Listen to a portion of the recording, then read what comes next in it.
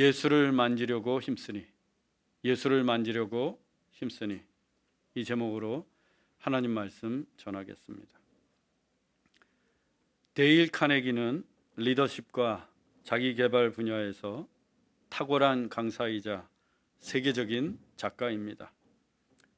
그가 저술한 인간관계론은 자기개발서의 고전 중의 고전으로 불리며 60 밀리언 카피, 6천만 부가 팔린 초대형 베스트셀러입니다. 그가 쓴 또 다른 책 카네기의 행복론 역시 독자들의 지대한 관심을 받고 있습니다. 그 카네기의 행복론에 이런 내용이 있습니다. 나는 신발이 없음을 한탄했는데 거리에서 발이 없는 사람을 만났다. 나는 신발이 없음을 한탄했는데 거리에서 발이 없는 사람을 만났다.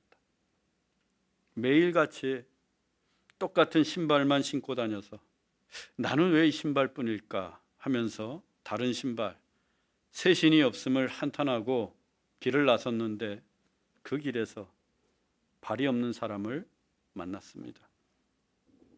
발이 없어서 신발이 필요 없는 사람, 신발이 있어도 그 신발을 신을 발이 없는 사람을 보게 된 것입니다. 그때 신발이 없다고 한탄했던 자신이 얼마나 부끄러웠겠습니까? 내 집이 좁다고 한탄을 했는데 거리에서 홈리스 피플을 만난다면 어떠하겠습니까? 반찬이 이것뿐이냐고 투정을 부렸는데 거리에서 구걸하는 사람을 보았을 때 어떠하겠습니까? 세상에서 가장 불행한 사람은 내 손에 있는 것을 감사하지 못하고 그저 없는 것만을 불평하는 사람입니다. 불행한 사람은 자기가 가진 것은 생각하지 못하고 언제나 없는 것만 생각합니다. 그래서 있는 것은 보지 못하고 없는 것만 보고 한탄합니다. 이 같은 삶이 행복할 수 없습니다. 불평과 한탄의 연속일 텐데 그저 불행할 뿐입니다. 반면에 행복한 사람은 지금 가지고 있는 것에 대해 늘 감사합니다. 가진 것이 비록 하나뿐이어도 신발 한 켤레밖에 없어도 그 하나에 감사합니다. 그래서 가장 행복한 인생은 누구인가? 범사에 감사하는 사람입니다. 하나님께서 우리에게 범사에 감사하라 라고 말씀하신 것도 늘 행복하라는 하나님의 뜻입니다. 그래서 하나님은 우리가 항상 기뻐하기를 원하셨던 것입니다. 항상 기뻐하라. 항상 기뻐하기 위해서는 범사에 감사하라. 모든 일에 지금 내가 가지고 있는 것에 대해 감사하는 것입니다. 그것이 행복의 비밀입니다. 사랑하는 여러분, 없는 것을 한탄하지 마시고 가진 것을 감사하십시오. 사실 우리는 없는 것보다 있는 것이 훨씬 더 많습니다. 그러니 범사에 감사하십시오. 그래서 늘 행복하고 항상 기뻐할 수 있기를 주님의 이름으로 축원합니다. 오늘의 본문은 없다고 한탄하지 않고 예수님을 찾아온 사람들을 소개하고 있습니다. 본문 17절입니다. 예수께서 그들과 함께 내려오사 평지에 서시니 그 제자의 많은 무리와 예수의 말씀도 듣고 병고침을 받으려고 유대 사방과 예루살렘과 두로와 시돈의 해안으로부터 온 많은 백성도 있더라. 예수님께서 그들과 함께, 즉 12사도와 함께 산에서 내려오셨습니다. 그리고 평지에 서 계십니다. 우리말 평지로 번역된 헬라어 토포스 페디도스는 산 맨 밑에 있는 낮은 평지가 아니라 고원, 산 중턱에 있는 평평한 곳을 말합니다. 이곳이 바로 예수님이 그 유명한 The Sermon on the Mount, 산상 수훈의 말씀을 전하신 곳, 바로 그 평지입니다. 예수님이 그 평지에 서 계실 때 예수님을 믿고 따르던 많은 무리의 제자들과 예수님의 말씀을 듣고 또한 병 고침을 받기 위해 몰려든 많은 백성들이 있었습니다. 이들이 예수님을 찾아온 목적은 두 가지입니다. 말씀도 듣고 병 고침을 받으려고. 영적인 목적과 육적인 목적 두 가지입니다. 신앙생활의 목적도 이 두 가지예요. 영적인 목적과 육적인 목적. 우리는 영적인 것만을 위해 신앙생활하는 것도 아니고 또 사람이 떡으로만 살 수 없듯이 육적인 유익만을 위해 신앙생활해서도 안 됩니다. 우리는 말씀도 듣고 병 고침도 받아야 합니다. 영적인 유익과 육적인 축복도 함께 받아야 합니다. 그것이 바르게 균형 잡힌 신앙생활입니다. 불교의 법당인 절은 대개 산속에 들어가 있습니다. 유명한 절일수록 인적이 드문 더 깊은 산속에 있습니다. 하지만 교회는 어떻습니까? 도시에 있습니다. 유명한 교회일수록 대도시에 있고 사람들이 많이 모이는 곳에 있습니다. 왜 그럴까요? 기독교는 내세적이면서 동시에 현세적이기 때문입니다. 기독교 신앙은 영적인 은혜와 함께 육적인 축복도 추구하기 때문입니다. 그래서 교회는 말씀도 듣고 병 고침도 받는 곳입니다. 하늘의 은혜와 땅의 축복을 함께 받는 곳이 교회입니다. 그런데 중요한 것은 하나님의 말씀이 먼저라는 것입니다. 말씀도 듣고 병 고침을 받으려고. 성경은 언제나 중요한 순서대로 기록을 합니다. 가장 우선되고 제일 중요한 것을 늘 먼저 기록합니다. 12사도의 목록 중에 언제나 베드로의 이름이 제일 먼저 등장하는 것도 이 때문입니다. 초대교회에서 가장 중요한 사도가 베드로였기 때문입니다. 본문의 성경의 순서는 말씀도 듣고 병 고침을 받으려고입니다. 즉 하나님의 말씀을 듣는 영적인 은혜가 신앙생활의 최우선의 목적이라는 거예요.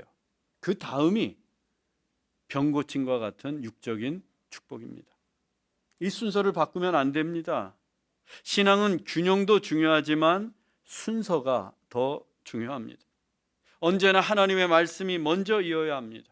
이 순서가 바뀌면 신앙이 왜곡되기 때문이에요. 예수 믿고 복받자는 기복신앙의 위험이 바로 여기에 있습니다. 기복신앙은 하나님의 말씀을 뒤로 하고 그저 물질의 복, 건강의 복, 성공의 복만을 구하기 때문입니다. 이 같은 신앙은 자랄 수가 없고 깊어질 수도 없고 아무리 교회를 오래 다녀도 믿음이 성숙해지지 않습니다. 여러분, 교회에 와서 예배 드릴 때 하나님의 말씀을 듣는 것이 먼저입니다.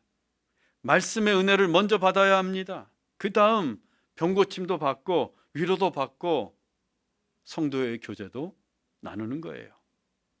저는 여러분들이 먼저 말씀의 은혜를 사모하기 원합니다.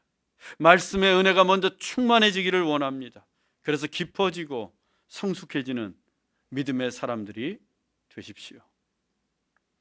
예수님을 찾아온 무리들은 유대 사방과 예루살렘 그리고 두로와 시돈의 해안에서 몰려온 이들이었습니다. 유대 사방은 유대 땅 전역을 가리키고 예루살렘은 유대의 중심입니다. 거기에서부터 사람들이 몰려와 예수님을 찾았습니다. 예수님의 말씀도 듣고 병 고침도 받기 위해서. 그런데 두로와 시돈에서도 몰려왔어요. 이 두로와 시돈은 유대 땅이 아닙니다. 이방 지역이에요. 즉 두로와 시돈 사람들은 이방인들이었습니다. 게다가 두로와 시돈은 유대와는 오래전부터 역사적으로 적대적 관계에 있던 나라였습니다. 그래서 유대의 역사가 요세푸스는 두로와 시돈을 향해 우리의 가장 격렬한 원수라고 기록할 정도였습니다. 예수님이 원수를 사랑하라 라고 말씀하실 때 그 원수가 되는 배경도 바로 두로와 시돈을 가리켰습니다. 즉 유대의 적이요 유대와 원수처럼 지내던 두로와 시돈의 사람들까지도 예수님을 찾아온 것입니다. 하지만 예수님은 그들을 물리치지 않으셨어요. 이방인이라고 원수라고 해서 외면하지 않으셨습니다. 예수님은 그들도 다 고쳐주셨습니다. 이것은 예수님이 사랑하시고 사역하시는 범위가 유대 땅을 넘어서 온 세상 사람들을 다 포함하고 있음을 나타냅니다. 심지어 원수까지도 사랑하시고 고쳐주시는 예수님을 보여주고 있습니다. 교회는 이런 곳입니다. 모이는 사람들이 다양하고 어느 누구도 소외시키지 않고 모든 사람과 함께 할 수 있는 공동체. 그래서 그리스도 예수 안에서 하나가 되는 곳이 바로 교회입니다. 지금 본문의 평지에도 네 부류의 사람들이 예수님과 함께 있습니다. 첫째는 예수님이 택하신 12 사도요. 둘째는 예수님을 믿고 따르는 제자의 많은 무리들이었고, 셋째는 유대 사방과 예루살렘에서 온 유대인들이었으며, 그리고 넷째는 두로와 시돈에서 온 이방인들. 이렇게 네 부류가 한데 모여 있습니다. 이들 네 부류는 예수님과의 관계성도 다르고 믿음의 수준도 다르고 사는 곳도 다르고 혈통도 다르고 예수님을 찾아온 목적도 다 다른 사람들이었어요. 그런데 그 다른 사람들이 예수 그리스도를 중심으로 모였습니다. 물론 각자의 필요가 있긴 했지만 중요한 것은 예수님께서 그 네 부류의 사람들을 다 받아들이시고 다 말씀으로 가르치시고 병도 다 고쳐주셨다는 것입니다.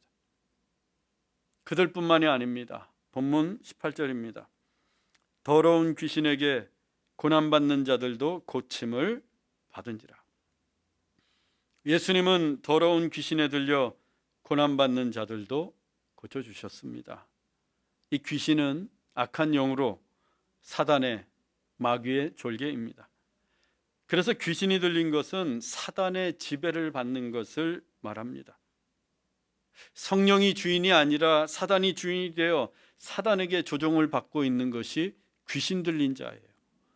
이렇게 귀신이 들리게 되면 온갖 더러운 짓을 일삼게 됩니다. 거짓말하고 음란한 짓을 꾸미고 폭력을 행하고 또 불이나 물에 뛰어들기도 하고 미친 사람처럼 횡설수설하기도 하고 갑자기 거품을 물고 쓰러지거나 발작을 일으키기도 합니다. 그래서 당시에 누구도 귀신 들린 사람을 상대해 주지 않았습니다. 그런데 예수님은 그 더러운 귀신에 들려 고난받는 자들도 다 고쳐주셨고 그들도 예수님의 공동체로 받아주셨습니다. 다시 말씀드리지만 교회는 이와 같아야 합니다. 주님의 몸된 교회는 모든 계층과 모든 부류와 인종이 예수 그리스도를 중심으로 모여 하나가 되는 공동체입니다. 그 전제는 사랑입니다.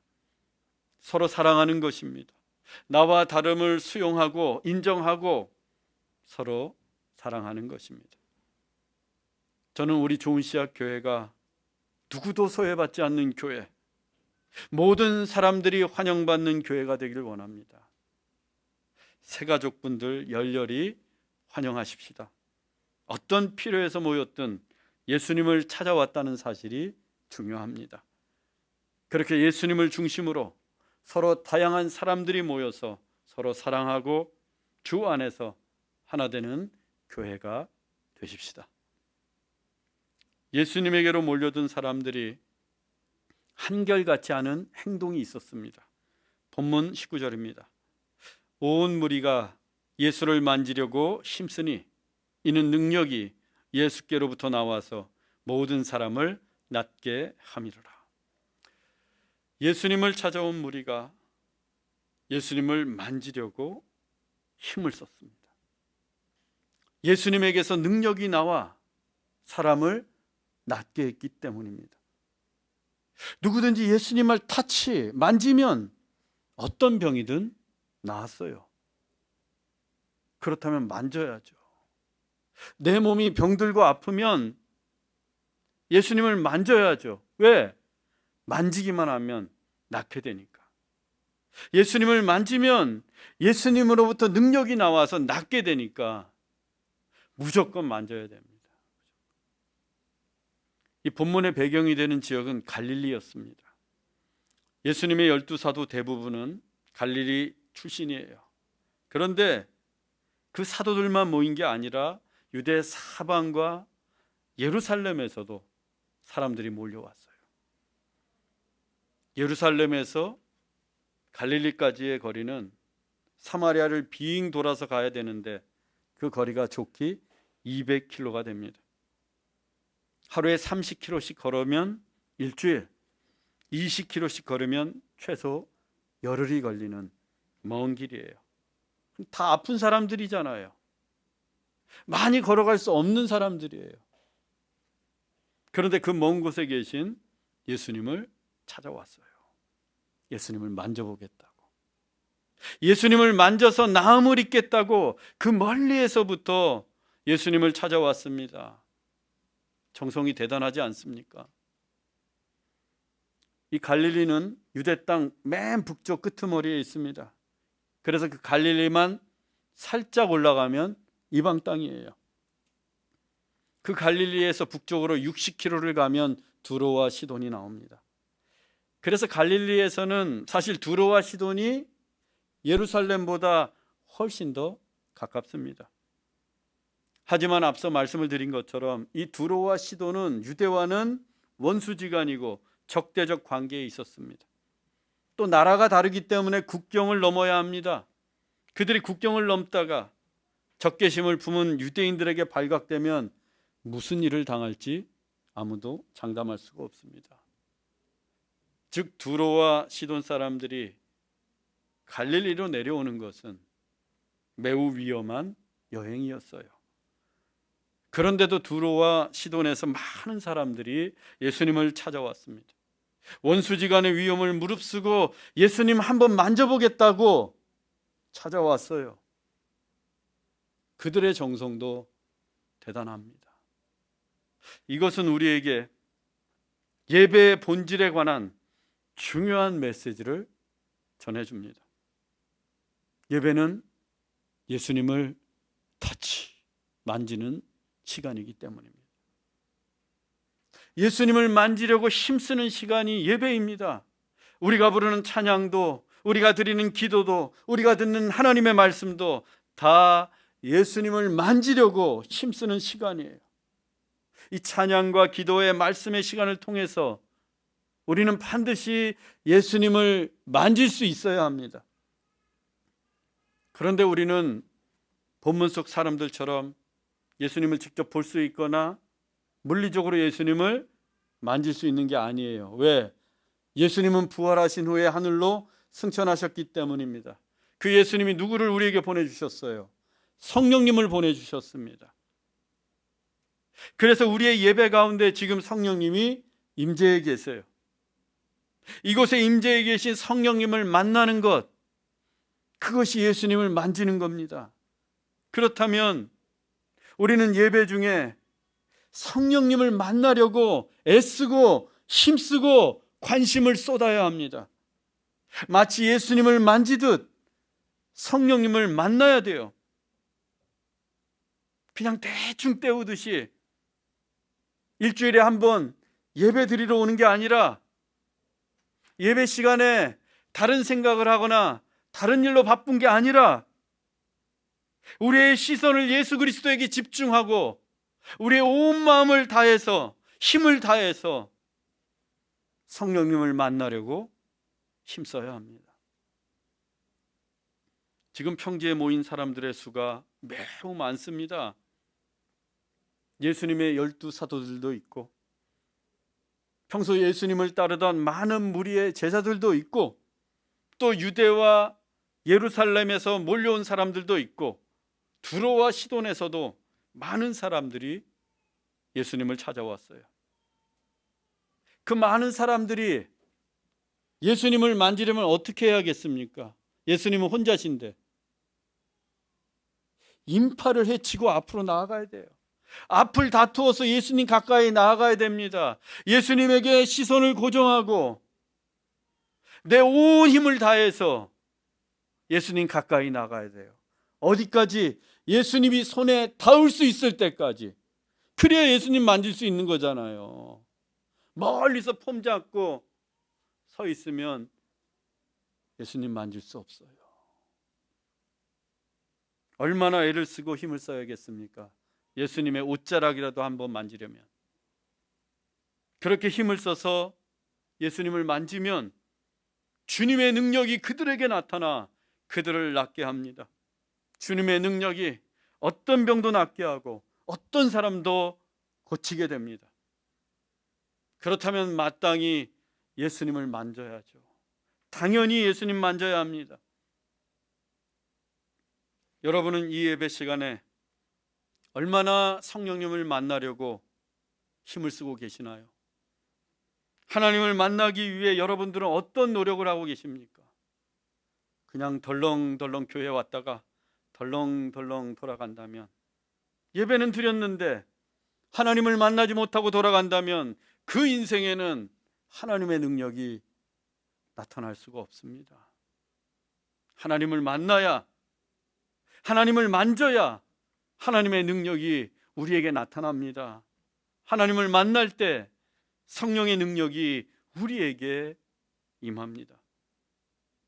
성령의 능력이 임하면 은혜도 받고 병도 낫고 지혜도 생기고 닫힌 문도 열리고 기적도 일어납니다. 또 성령의 능력이 임하면 신앙생활도 잘 되지만 사업도 잘 되고 공부도 잘 되고 자식도 잘 됩니다. 성령의 능력이 임하면 열정적으로 하나님을 찬양하게 되고 뜨겁게 하나님 앞에 기도하게 되고 하나님의 말씀도 깊이 깨닫게 됩니다. 성령의 능력이 우리 교회에 임하면 우리 교회는 큰 부흥이 역사하게 될 것입니다. 그렇다면 무조건 하나님 만나야 하지 않겠습니까? 무슨 일이 있어도 하나님을 만져야 하지 않겠어요? 그래서 우리도 성령의 능력을 받고 살아가야 하지 않겠습니까? 성경을 보면 하나님을 만난 사람들은 하나같이 성령의 능력이 나타났습니다. 하나님을 만난 노아가 방주를 만들었고 하나님을 만난 모세가 홍해를 갈랐습니다. 하나님을 만난 다윗이 골리앗을 쓰러뜨렸고 하나님을 만난 엘리야가 죽음도 보지 않고 하늘로 올라갔습니다. 또 하나님을 만난 베드로가 물 위를 걸었고 하나님을 만난 바울이 온 지중해 세계에 교회를 세웠습니다. 하나님을 만난 그들이 성령의 능력을 받아 기도할 때 옥문이 열리고 눈먼 자가 눈을 뜨고 저는 자가 걷게 되고 죽은 자도 살아났습니다. 여러분, 인생이 무엇입니까? 내 인생 내가 다 아는 것 같지만 한 치 앞도 모르는 것이 우리의 내일이요 인생입니다. 코로나 바이러스가 온 세상을 덮칠 줄 누군들 알았겠습니까? 잘 살다가도 갑자기 병이 들고 예기치 못한 위험을 당하게 되고 뜻하지 않게 실패하는 것이 우리의 인생입니다. 그런데 언제까지 신발이 없다고 한탄만 해야겠습니까? 하나님 만나야 합니다.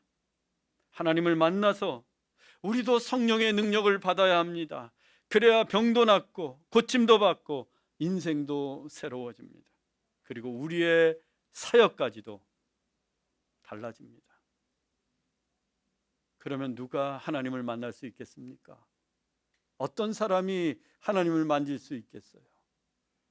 예수님을 만지려고 힘쓰니, 예수님을 만지려고 힘쓰는 사람들입니다. 하나님을 만나려고 애쓰는 사람들입니다. 하나님을 만나기를 갈망하는 사람들입니다. 그래서 하나님이 이같이 말씀하셨습니다. 잠언 8장 17절입니다. 나를 사랑하는 자들이 나의 사랑을 입으며 나를 간절히 찾는 자가 나를 만날 것이니라. 우리 하나님은 허물 많은 죄인들도 사랑하시는 분입니다. 하물며 하나님을 사랑하는 자들은 어떻게 하시겠습니까? 당연히 사랑하십니다. 하나님을 사랑하는 자들은 언제나 하나님의 사랑으로 옷 입고 살아갑니다. 또한 하나님을 간절히 찾는 자가 하나님을 만나게 됩니다. 나를 간절히 찾는 자가 나를 만날 것이라.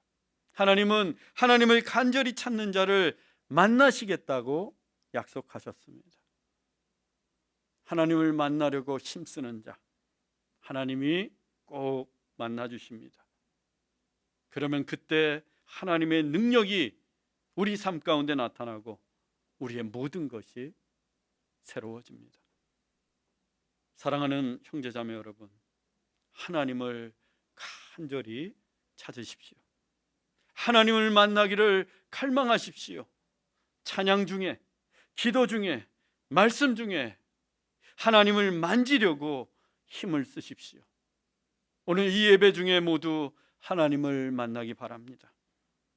그래서 성령의 능력을 받아 나음을 입고 고침을 받고 변화되고 모든 것이 새로워지는 우리 모두가 되기를 주 예수 그리스도의 이름으로 축원합니다. 기도하겠습니다. 사랑의 하나님, 몸이 건조한 신앙생활에서 벗어나게 하시고 하나님을 만지는 신앙생활, 하나님을 만나는 예배가 되게 하옵소서. 하나님, 하나님께서 나를 간절히 찾는 자가 나를 만날 것이라고 말씀하셨습니다. 우리가 하나님을 간절히 찾습니다. 하나님을 만나려고 힘쓰겠습니다. 우리를 만나 주십시오. 성령의 능력을 부어 주십시오. 그래서 우리의 삶이 나음을 입고 우리의 병이 고침을 받고 우리의 헌신과 사역에서 성령의 능력이 나타나게 하옵소서. 길이요 진리요 생명이신 예수 그리스도의 이름으로 기도하옵나이다. 아멘.